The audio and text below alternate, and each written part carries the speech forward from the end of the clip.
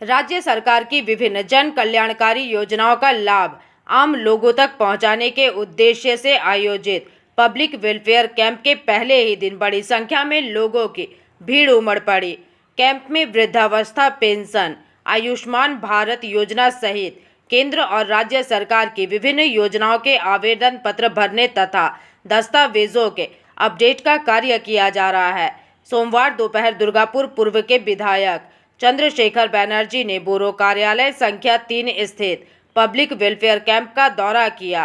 इस दौरान उन्होंने कैंप में पहुंचे लाभार्थियों से बातचीत कर उनकी समस्याओं और अनुभवों की जानकारी ली। साथ ही कैंप में कार्यरत कर्मचारियों और अधिकारियों से व्यवस्थाओं का भी जायजा लिया। निरीक्षण के दौरान विधायक ने लाभार्थियों के बीच पौधों का वितरण किया।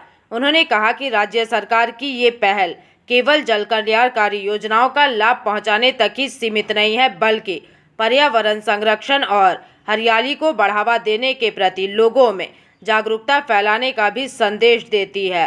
कुल मिलाकर कैंप में पहले दिन ही लोगों की उत्साहपूर्ण भागीदारी देखने को मिली। শুধু এটা না, এর আগে আমি আমাদের 1 নম্বর বোরোর যেখানে কার্যক্রম হচ্ছে বোকারো হোস্টেল, সেই বোকারো হোস্টেলও আমি গেছিলাম। বোকারো হোস্টেল থেকে এখানে এলাম। আমি জনকল্যাণ শিবিরগুলোকে ভিজিট করছি এই জন্যে, মানুষের যদি কোনো রকম প্রয়োজন হয়, আমরা তো প্রায় 4টে মণ্ডলে 4টে অফিস বিধায়ক কার্যালয় তৈরি করেছি। সেখানে আমরা মানুষের যা সার্টিফিকেটের প্রয়োজন হচ্ছে সকাল থেকে করছি, রেসিডেন্সের অফিসেও করছি। তার বাইরেও এখানে এসে দুজনের রেসিডেন্সিয়াল সার্টিফিকেটের প্রয়োজন ছিল, ইনকাম সার্টিফিকেটের প্রয়োজন ছিল, লিখে দিলাম বসে। এবং শিবিরগুলো ঘুরে ঘুরে দেখলাম। এবং সূর্যঘর, প্রধানমন্ত্রী সূর্যঘর প্রকল্প প্রায় 80টার মতো রেজিস্ট্রেশন হয়েছে। অন্নপূর্ণা ভাণ্ডারও রেজিস্ট্রেশন চলছে। এবং তার সাথে হচ্ছে স্বাস্থ্যের কার্ড, সেখানে সবথেকে বেশি ভিড় মানুষের।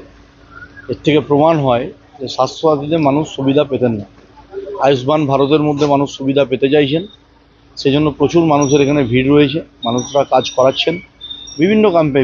কেন্দ্র রাজ্য যে সমস্ত যোজনাগুলো আছে, এখন সবাই যদি উপভোক্তারা এই যোজনাগুলো গ্রহণ করেন, প্রায় 18,000 টাকা একটা পরিবারে ঢুকবে। তার সাথে প্রধানমন্ত্রী গরিব কল্যাণ যোজনার 8 কিলো চাল, 8 কিলো গম সহ প্রতিটা মানুষ সহজে এখানে কাজ করাতে পারছেন। আমাদের জনপ্রতিনিধি হিসাবে কাজ হচ্ছে যে মানুষগুলো লাইনে দাঁড়িয়ে কাজ করাচ্ছেন তাদের খোঁজ খবর নেওয়া, সেগুলো করেছি, তাদের সাথে সাক্ষাৎ করেছি। কারণ এই মানুষগুলোই তো ভোট দিয়ে আমাদের নির্বাচিত করে বিধানসভায় যাওয়ার সুযোগ করে দিই।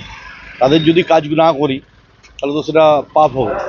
তাই আমরা প্রতিটা জনকল্যাণ কেন্দ্র যেখানে যেখানে হয়েছে সেগুলো ভিজিট করছি, সুবিধা অসুবিধা জানছি।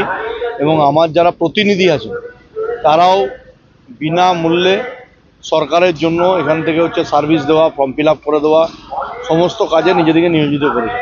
আমি তাদেরকেও স্পেশালি কৃতজ্ঞতা এবং ধন্যবাদ জানাচ্ছি।